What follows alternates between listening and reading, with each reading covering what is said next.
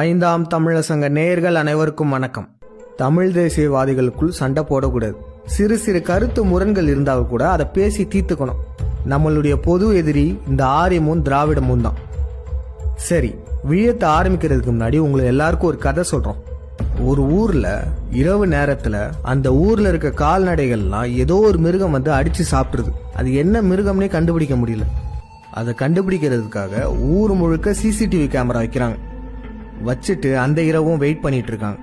இரவு நேரத்துல எல்லா சிசிடிவி கேமராக்களும் லைவ்ல ஓடிக்கிட்டு இருக்கு.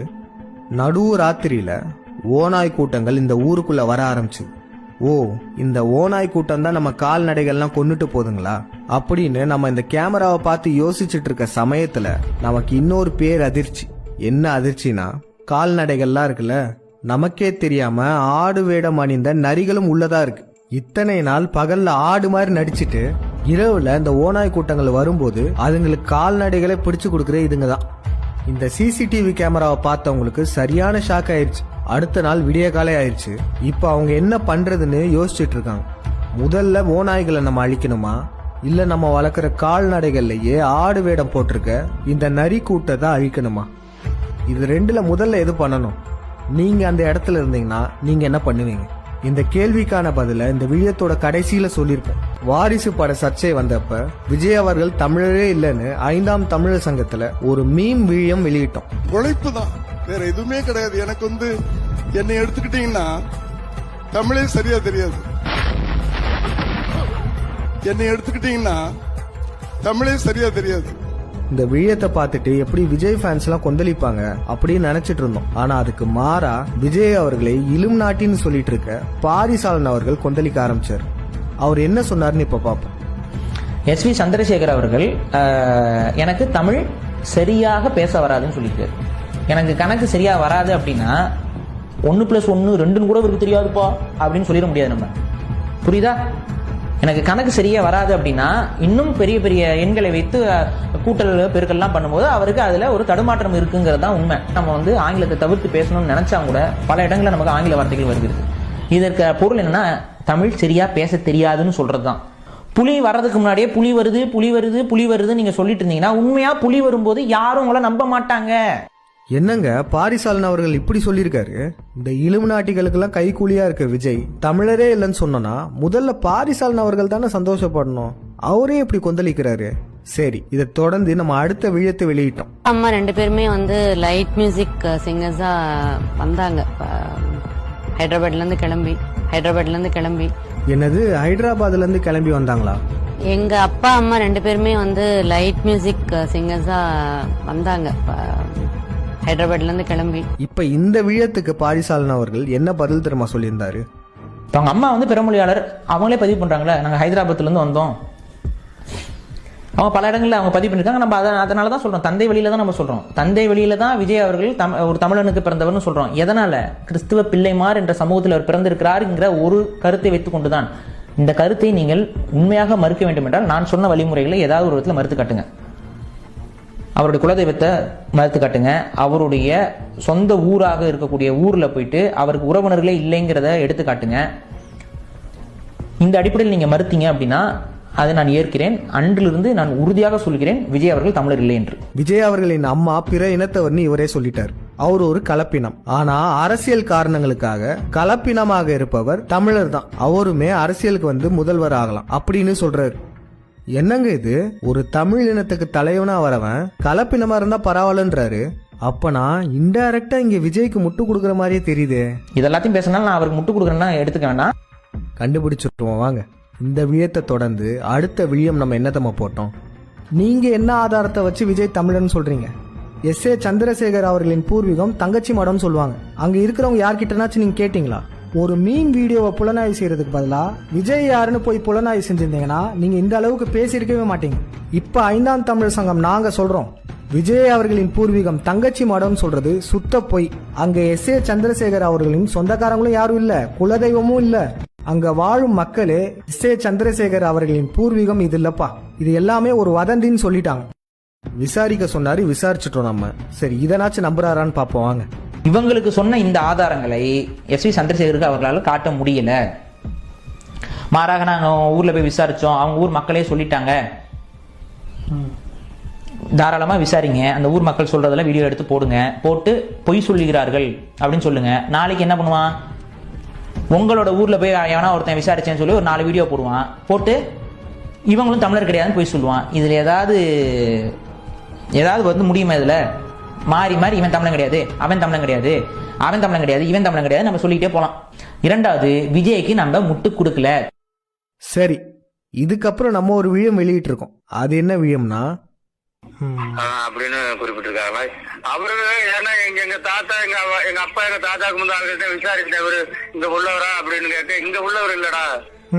சரி, ஆமா சரி சரி சொல்லிக்கிறோம். எங்க ஜாதியில விளையாட்டு போயில இருக்காங்களே, தண்ணி ஊத்துக்காரண்டா விஜய் எங்க ஊருக்காரனா அப்படின்னு வாக்குல போறது. அதான் ஒரு பெருந்தன்மைக்காக எங்க ஜாதியில ஒரு பெரிய ஆக்டர் இருக்காருன்னு சொல்றதுக்காக அப்படி சொல்லி இருக்காருங்கிறதுக்காக காட்டிக்கிறது. இப்ப பரவல் சமுதாயம் இருக்கு, அவங்களுமே சொல்லிக்கிறோம் எங்க ஆளுக்கு விஜய் எங்க ஆளு வேண்டாம், ராமேஸ்வரத்துக்காரண்டா அப்படின்னு சொல்லிக்கிறோம். சரி சரி. இப்ப எங்க தாத்தாக்கு முந்தைய ஆளுகிட்ட விசாரிச்சுட்டு அவரு இங்க உள்ளவரா அப்படின்னு கேட்க, இங்க உள்ளவர் இல்லடா, இங்க உள்ளவர் இல்லடா, அவரு பூர்வீகம் இந்த ஊர் கிடையாது, அவரு பூர்வீகம் இந்த ஊர் கிடையாது. அதாவது விஜய் அவர்களின் தந்தை தன்னுடைய பூர்வீகம் தங்கச்சி மடம் ராமேஸ்வரம் சொல்லிட்டு இருப்பார். பல பேட்டிகள் நேர்காணல்ல சொல்லியிருப்பார். அதனால அந்த ஊர்ல இருக்க பூர்வீக மக்கள்கிட்டே கேட்டுட்டோம். அவங்களுமே தெளிவா சொல்லிட்டாங்க, விஜய் அவர்களுக்கு இந்த ஊர் பூர்வீகம் இல்ல, விஜய் அவர்களுடைய உறவினர்கள் குலதெய்வம்னு வேற எதுவுமே இந்த ஊர்ல இல்ல அப்படின்னு தெளிவா சொல்லிட்டாங்க. இதனாச்சும் பாரிசாலன் அவர்கள் ஏத்துப்பாரா? இவர்கள்லாம் தூய தமிழர்கள் தானா, இல்ல இவர்கள்லாம் பொய் சொல்கிறார்களா? திரும்ப போன் காலா யாராவது ஒருத்தர்கிட்ட? அதான் அப்படிதான் போவீங்க, வேற என்ன? ஏன்னா அவதூறு பண்ணி தான் கொலை போட்டோம்னு முடிவாயிடுச்சு. அவதூறு என்பது கருத்தியல்ல தோற்றவர்களுடைய ஆயுதம். ஒரு நார்மலா ஒரு போன் காலை போட்டுக்கிட்டு யாரோ ஒருத்தர் பேசுறது யாரு என்னன்னே தெரியல, அதுக்கெல்லாம் நம்ம வந்து ஒரு சான்றை எடுத்துக்க முடியாது. இரண்டாவது, விஜய்க்கு நம்ம முட்டு கொடுக்கல. என்னங்க இது, இதையும் பொய்ன்னு சொல்லிட்டாரு. ஏதோ எங்க ஆளை வச்சே பேச விடுவாமாமே, அப்படியா? சரி சரி, பாரிசாலன் அவர்களே இப்ப இந்த விழயத்தை பார்த்துட்டு வந்துருங்க. ராமநாதபுரம் மாவட்டம் ராமேஸ்வரம் வட்டம் தங்கச்சிமடம் அருகில் அமைந்திருக்கும் தண்ணீர் ஊற்று கிராமத்தை சேர்ந்த பூர்வீக குடியான உயர் திரு அன்பு சகோதரர் திரு பெனடிக்ட் அவர்களிடமிருந்து திரைப்பட நடிகர் விஜய் அவர்களை பற்றி அவருக்கு தெரிந்த தகவல்களை நம்முடன் பகிர்கிறார். அன்பான தமிழ் உறவுகளே, நான் தங்கச்சிமடம் ராமநாதபுரம் மாவட்டம் தங்கச்சிமடம் தண்ணீர் ஊற்று கிராம பகுதியைச் சேர்ந்தவன். தீவின் பூர்வீக குடிகளில் நாங்கள் மூத்தவர்கள். நடிகர் விஜயின் தந்தை எங்களது தண்ணீர் ஊற்று கிராமத்தில் அருகே அமைந்திருக்கும் புனித தெரசால் பள்ளியில் விடுதியிலிருந்து தங்கி படித்தவர். அவர் எந்த சமூகத்தை சார்ந்தவர் என்பது யாருக்கும் தெரியாது. இதுவரை நடிகர் விஜய் கூட தன்னுடைய ஜாதியை இதுவரைக்கும் குறிப்பிட்டதில்லை. ஆனால் தற்போது வளர்ந்து வரும் இளைய சமுதாயத்தினர் விஜய் எங்கள் இனத்தை சார்ந்தவர் என்று ஒரு பிரிவினரும், அதேபோல் அருகில் இருக்கும் மற்ற சமூகத்தவரும் விஜய் எங்கள் பகுதியை சார்ந்தவரும். நாங்கள் பூர்வீக குடிகள், விஜய் எங்கள் சமூகத்தை சார்ந்தவர் அல்ல என்பது முக்கியமானது. நீங்க வந்து கிறிஸ்தவர் தானையா? இப்ப உங்களோட குலதெய்வம் இந்த ஊர்ல தானே இருக்கானா? நாங்க வந்து சவேரியார் காலத்துல வந்து மதம் மாற்றப்பட்டவர்கள். சரி சரி. அதுக்கு முன்னாடி எங்க குலதெய்வம் வந்து முனியசாமி, தர்ம முனியசாமி. Okay okay. அந்த மாதிரி இப்ப விஜயோட அப்பாவுக்கும் இங்க இருக்கிற மாதிரி சொல்றாங்க, அதான் கேட்டோம். விஜய் அப்பாவுக்கு பூர்வீக ராமேஸ்வரமே கிடையாது கண்டிப்பா. ஆனா அவங்க சொந்தக்காரங்களோ இல்ல அவங்களோட குடும்பம் பற்றி எதுவுமே தெரியல. அது தெரியாது. சரியா? அப்ப வந்து இப்ப முடிவா இவருக்கும் இந்த ஊருக்கும் எந்த சம்பந்தமும் இல்ல, வந்து படிச்சிருக்காரு. இவருடைய குடும்பம் பற்றியும் குலதெய்வம் பற்றியும் எந்த ஒரு தகவலுமே இல்ல. இல்ல. சரியா? அப்ப நன்றி. இப்ப வேற யாரும் இப்ப டவுட்னா கூட இங்க வந்தாங்கன்னா நான் சொல்றேன், நீங்க அவருக்கு அவங்க கிட்ட கூட கிளாரிஃபை பண்ணிருங்க. ஏன்னா பூர்வீக குடியாளு உங்களுக்கு நல்லாவே தெரியும். அதுக்கு சரியா சரியா சரியா சரியா. ரொம்ப ரொம்ப நன்றியா. ரொம்ப நன்றி. ரொம்ப நன்றி. இந்த கருத்தை நீங்கள் உண்மையாக மறுக்க வேண்டும் என்றால் நான் சொன்ன வழிமுறைகளை ஏதாவது ஒரு விதத்தில் மறுத்து காட்டுங்க. அவருடைய குலதெய்வத்தை மறுத்து காட்டுங்க. அவருடைய சொந்த ஊராக இருக்கக்கூடிய ஊர்ல போயிட்டு அவருக்கு உறவினர்களே இல்லைங்கிறத எடுத்து காட்டுங்க. இந்த அடிப்படையில் நீங்க மறுத்தீங்க அப்படின்னா அதை நான் ஏற்கிறேன். அன்றிலிருந்து நான் உறுதியாக சொல்கிறேன், விஜய் அவர்கள் தமிழர் இல்லை என்று. இவரும் நாங்க செட் பண்ண ஆளுதான்னு சொல்லிடாதீங்க. இவர் அந்த ஊர்லயே பிரபலமானவர். கம்யூனிஸ்ட் கட்சியில தாலுக்க துணை செயலாளரா இருக்காரு. பாத்துக்கிட்டீங்களா மக்களே? இத்தனை ஆண்டு காலமாக விஜய் அவர்கள் பிள்ளை சமுதாயம்னும் தங்கச்சி மடம் தான் அவருடைய பூர்வீகம்னும் நம்மள நம்ப வச்சிருக்காங்க. எப்படி அஜித் அவர்களை ஒரு பைக் மெக்கானிக்னு சொல்லி நம்மள நம்ப வச்சாங்க. அஜித் அவர்கள் கடினப்பட்டு மேல வந்தவர், அது ஒரு மெக்கானிக்கா இருந்து மேல வந்தவர், அப்படிதானே சொல்லிட்டு இருந்தாங்க. ஆனா உண்மையாகவே அஜித் எவ்வளவு பெரிய பணக்காரர். உங்களோட ஃபீல்ட் என்ட்ரி எப்படி?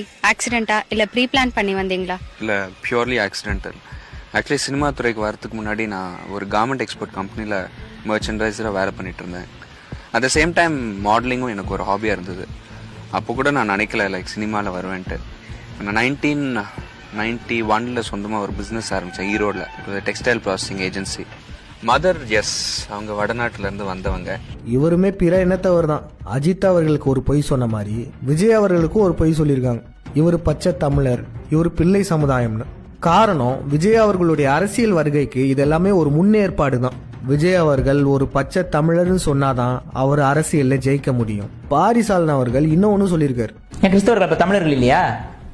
ஓ, அதனாலதான் விஜய் தமிழ் இல்லை தமிழ் இல்லை தமிழ் இல்லை. நீங்க விஜய் தமிழ் இல்லைன்னு சொல்றீங்களா இல்ல விஜயவே ஹிந்து இல்லைன்னு சொல்ல வரீங்களா? சந்தேகம் வந்துருச்சு எனக்கு. என்னங்க இது? இந்த குற்றச்சாட்டை நீங்க வைக்கிறதுக்கு முன்னாடி ஒரு 2 நிமிடம் யோசிச்சிருந்தா இப்படி பேசிருக்கவே மாட்டீங்க.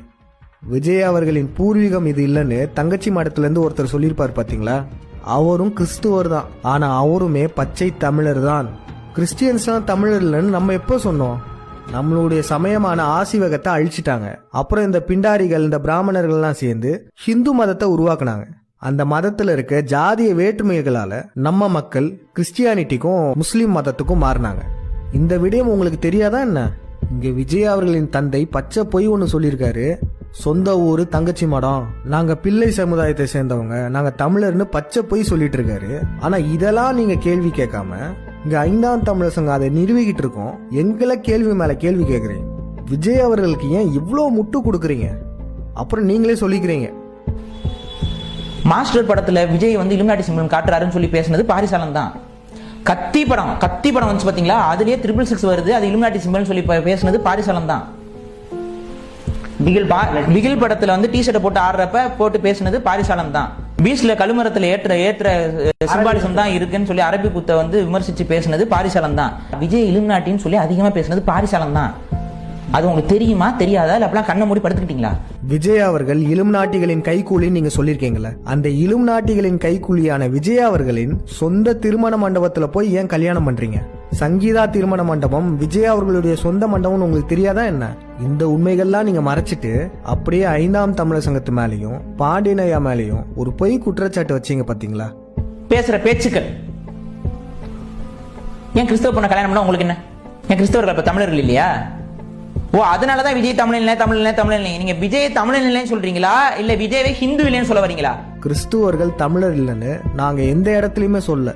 அது மக்கள் அனைவருக்கும் நல்லாவே தெரியும். ஆனா நீங்க தான் உங்க மனைவியின் மதத்தையே மறைச்சிருக்கீங்க. பத்திரிகையில எல்லா டீட்டெயிலையும் பார்த்து போட்டேன்னு சொல்றீங்களே.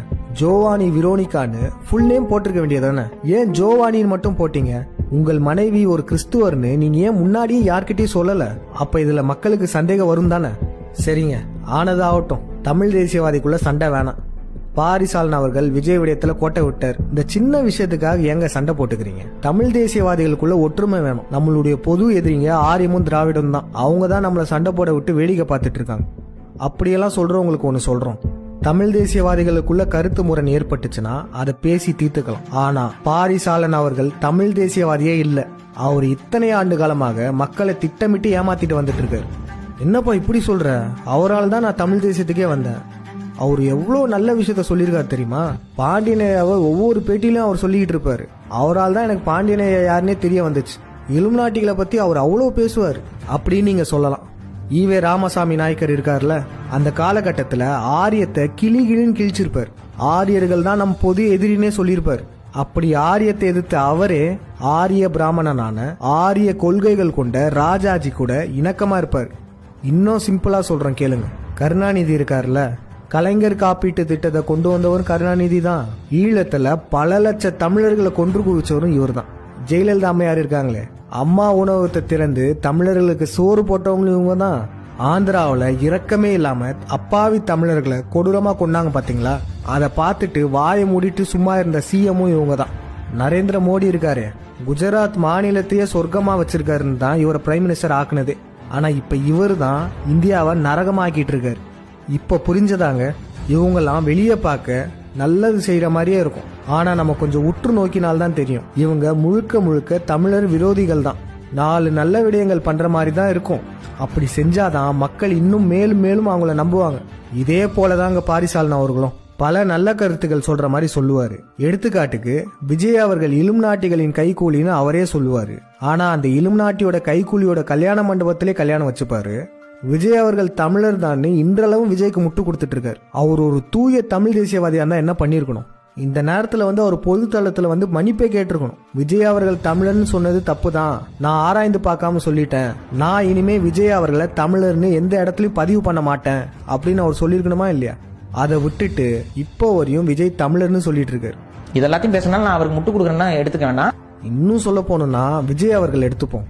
சினிமாவில் எவ்வளவு நல்லவரா காமிக்கிறாங்க, எவ்வளவு நல்ல கருத்துக்கள் சொல்றாரு, தமிழர்களே காப்பாத்துற மாதிரி வராரு. ஆனா ரியல் லைஃப்ல அவர் இலுமினாட்டி கைகூலி தானே. இப்படிதாங்க பாரிசாலன் அவர்களும் இதே மெத்தட் தான். விஜய் அவர்களை போல கேமரா முன்னாடி உட்காந்து நடிச்சுக்கிட்டு இருக்காரு. பாரிசாலன் அவர்கள் ஒரு பெய்டு ஆக்டர், அவ்வளவு கான்பிடென்ட்டா போய் சொல்வார். அதுக்கு ஒரு சாம்பிள் பாருங்களேன். அதே நேரத்தில் இந்த உங்களுடைய திருமணம் ஒரு தனிப்பட்ட கேள்வியாவே வைக்கிறேன். காதல் திருமணமா இல்ல வீட்டில் அரேஞ்சு? வீட்டில் முடிவு பண்ணி தான் இது பண்ணாங்க. அவங்களுக்கும் ஆனால் தமிழ் தேசிய சிந்தனை கொண்ட பெண். அப்படி இருக்கும் பொழுது நம்ம வீடுகளில் எப்படி திருமண முறை பார்ப்பாங்கன்னா அந்த matrimony.comல பதிவு செஞ்சு தேடி பார்ப்பாங்க. அது மாதிரி இல்லாமல் தமிழ் தேசிய சிந்தனை கொண்ட பெண். அப்புறம் அவங்க வீட்டுக்கு ஓகேன்னு சொன்னாங்க. அப்புறம் பேச்சுவார்த்தைகள் நடந்தது. பேச்சுவார்த்தைகள் எல்லாமே சரியா இருந்தனால அப்பா அம்மாவுக்கு விருப்பம் இருந்தது, அவங்க அப்பா அம்மாவுக்கு விருப்பம் இருந்தது. அதனால பேசி சுமூகமா திருமணம் இருந்தது. காதல் திருமணமா இல்ல வீட்டில் அரேஞ்சு? வீட்டில் முடிவு பண்ணி தான் இது பண்ணாங்க. அதாவது லவ் பண்ணிலாம் கல்யாணம் பண்ணிக்கலாம். ஏதோ அவர் ஜாதியிலே ஒரு பொண்ணை அவங்க பெற்றோர்கள் பார்த்து பிடிச்சு போய் ஜோவானி அவர்களும் தமிழ் தேசியவாதினால கல்யாணம் பண்ணிக்கிட்டாராம். அவர் பேசும்போது அப்படியே உண்மை மாதிரியே தாங்க தெரியும். ஆனா கொஞ்சம் நம்ம ஆராய்ந்து பார்த்தோம்னா தான் உண்மையே புரியும். இந்த விழயத்தை பாருங்களேன். ஏன் அப்படின்னு பாத்தீங்கன்னா பொது ஊடகம் அப்படிங்கிற அந்த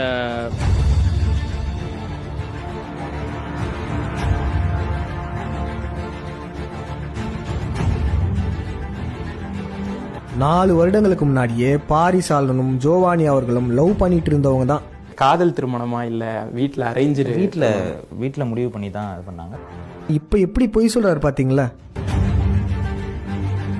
ஸ்கிரீன் முன்னாடி எவ்வளவு அழகா நடிச்சிட்டு இருக்காரு இந்த பெய்டு ஆக்டர். இவரை பார்த்து மக்கள் ஏன் நம்ம ஏமாறுறாங்க?